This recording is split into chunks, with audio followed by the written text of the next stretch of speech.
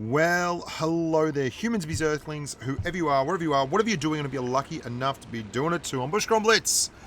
Why am I saying that? This is for you guys. This isn't for the humans at large. This is Patron only, and it's Patron love. And indeed, this is a tank I love. And the reason I'm doing this video is you've heard me have a fair old whinge and whine about the 183, which is over now. It's done. One of the things I really don't like about that is that obviously the meta is very stagnant and very boring. When I play a TD, this is the kind of TD I tend to play, and this is the kind of way I tend to play it. I very rarely just sit right at the back of the map and take no risks. But likewise, I also play in a manner that I think is going to be most likely to produce a win. And that's why I love the new 268. This is, if you have not driven this tank, you really need to drive this tank. And by the way, if you don't know how I wasn't spotted there, it's because we're both behind bushes and his tank is actually a silhouette. While it's a silhouette and I can't see the weak points, I'm not going to get spotted when I fire.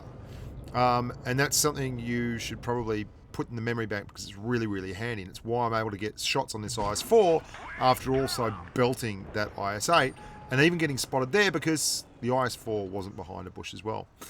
Now, I've taken 3 shots in the first minute of the game and I'm halfway across the map. In fact, I'm kind of on the front line here. This is pretty much it. And the tank is incredibly mobile and it's got a big gun. Big guns aren't the problem.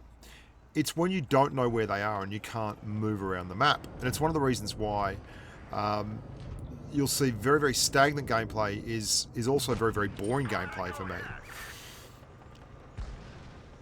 And yet, it takes a little bit of craft to do this. You can see I've abused the camo there. I'm saying hello to Shadow, who's in the T62A, letting him know I know exactly where he is. And I'm just going to sneak over here and say hello, because I'm pretty certain he's going to pop up here. And you've got to watch the minimap. And you've got to play to put the tank in a position to do good damage. And one of the reasons it's really easy to do good damage with a tank like this, like the OBJ268, is that it's so mobile. Now you see, Shadow King thinks that I'm stuck here and everyone else is dying on my right-hand side. And what I'm going to do here is let camo reset, and then I'm going to absolutely drop the hammer and head over the other side. And by the time Shadow King realizes this and starts rolling back towards me, I'm going to hopefully have cleared the team. And it's with that in mind that I'm actually not too worried about losing hit points here. And you'll see, as soon as I spot that guy and shoot, I'm now spotted, I'm off. I'm actually not spotted because he was behind a bush. And I missed that. Anyway, there you go. Or he was far enough away and he was spotted by someone else. In fact, that's what I think it was. I'm going to take one shot from Shadow, who's now moved up, but I'm already gone. And then I'm just going to try and clear this T110E4. And I'm going to hit point trade for him.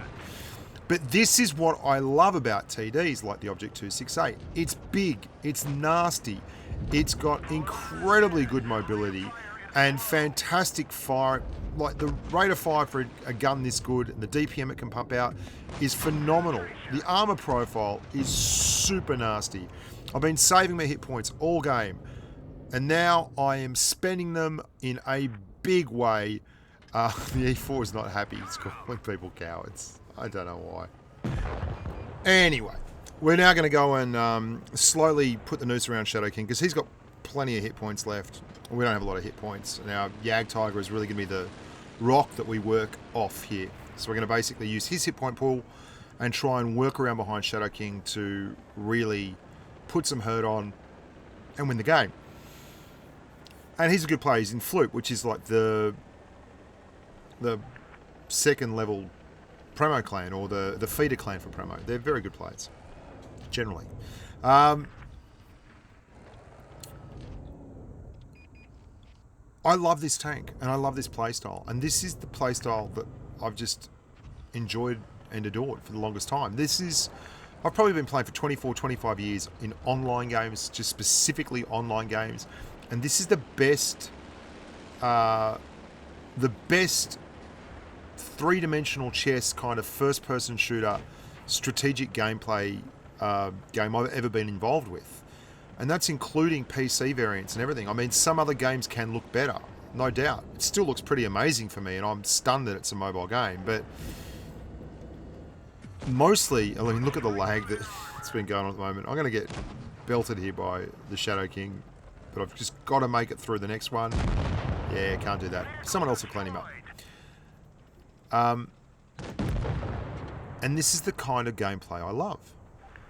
Super hard, aggressive gameplay in parts, thoughtful gameplay in others, gets the job done, and that's a great tank for it. That's the OBJ268. And I'm going to show you one more game. And this is a game I played on the new map, Dynasty Pearl. And it's going to show you a couple of interesting things that I've been dealing with on Dynasty Pearl. Well, not dealing with, but good spots that I think are really, really cool. Now,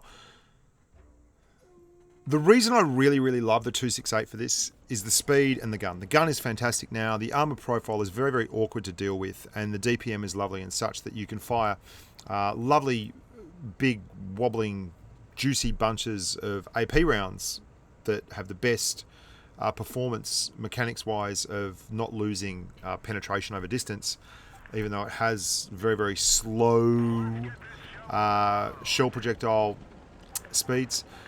And it works best up close and personal. I mean, it's accurate, but that's not what it's about. It's wasted at the back. And Dynasty Pearl is a perfect map for it. All hard terrain, good traverse numbers. And I want you to see, this is 2 games in a row. This is how I drive this thing. Like, this is how, if you want a tank that will both be competitive in all kinds of areas, like it's got enough alpha that if you are forced into a sniper's role, it will deliver big chunks of justice. It has plenty of speed to get out on the flanks and go in front of the mediums at times, and it has more than enough armor profile to keep you alive while you brawl. And this is the tank for you. And in this kind of meta, the camo that this tank has is also really important. So we're leading the pack. We've got 3 mediums, 3 TDs, and a heavy, and I'm ahead of everyone in the OBJ268.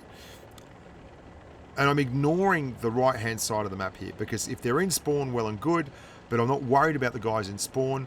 I want to get the guys who are really pushing up here, and I want to absolutely dust them. And you're going to see here, we hit one shot right into the side, very, very poorly armored sides of the T110E5, and then we're pulling back, we're angling, we're dangling, we're jiggling, we're wiggling, and we're going to get one more in, and then he's shot that IS-7.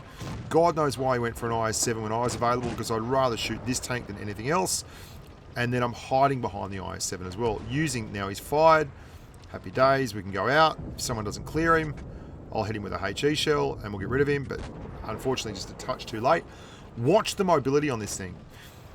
I'm watching the whole map and I can see exactly how we've got trouble coming at the back, and the most important thing to do is clear this flank. So I'm not going to wait. I'm unspotted. That means as I go across there, I'm less likely to get drilled if anyone's waiting. And I'm going to come down here, load up HE, and at 50 kilometers an hour, zip around the corner and absolutely eviscerate this poor old waffle tractor. Yep, ta-ta. Thanks very much. Have 945. Onwards and upwards. We've cleared 2 tanks. We've done an entire lap of the map. This is how I want to see my TDs playing. Now, not all TDs can do this. I understand that. Jaegeroos and stuff, that's fair enough. But look at this gun, and it's like a crime. It's like a travesty to have maps where everyone's just hanging out at the back. Now, I've got 7 degrees of gun depression. It's not quite enough to get that down, so I wait, get another shot in the back. There's 1,000, which is lovely to do. 1,000 will cure all kinds of ills. And then we're pushing down here again, and we're going to help this 62A out by coming screaming around the corner again, and we're going to make a lovely hit point trade, which will clear this STB and also save the 62 any troubles. And he decides to hit someone else, which is great as far as I'm concerned. Pushing around here, we've got a 2 tank positive, and everyone's going home a winner. That is one thing that this tank will cop. If you get hit in the front, quite often you'll lose your driver, which is bad. It's not good. Just 581 there, low roll. But anyway, we do our best. Back it up, back it up, back it up one time. And then make it awkward. I don't want to hit him, because if I hit him, I could end up down on under 400 hit points if he hits me hard. That will make me a one shot for him, whereas at 550 I'm a two shot, which gives me more time to reload. And then we're just going to bolsh you on up here, take a hit for this waffle tractor so that we can clear this IS-7, and someone else will probably get him now. That's the tank that I love driving. That's the OBJ268. That's how I like to drive in a TD when at all possible. If you've got a tank that's fast and mobile, you can get out there, you can move a TD to the flanks. Even if you're not that big, you can move a TD to the flanks. It's just a lovely, lovely vehicle. I've said it before, I'll say it again. Get this tank. If you want a line to grind up, this tank offers so much that you can't get elsewhere. It's the ability to put that gun on the flank is phenomenal. Like a grill can do it, but a grill can't do it and then go and brawl and just be an absolute ass kicker. Love you guys. Merry Christmas. Happy New Year. Thanks for having me in your life. Thanks for having me in your hearts. And I really look forward to next year, 2018, and, you know, having a good time together and doing some cool things, and hopefully maybe even seeing some of you in the flesh. Until next time, look after yourselves and stay safe on the battlefield.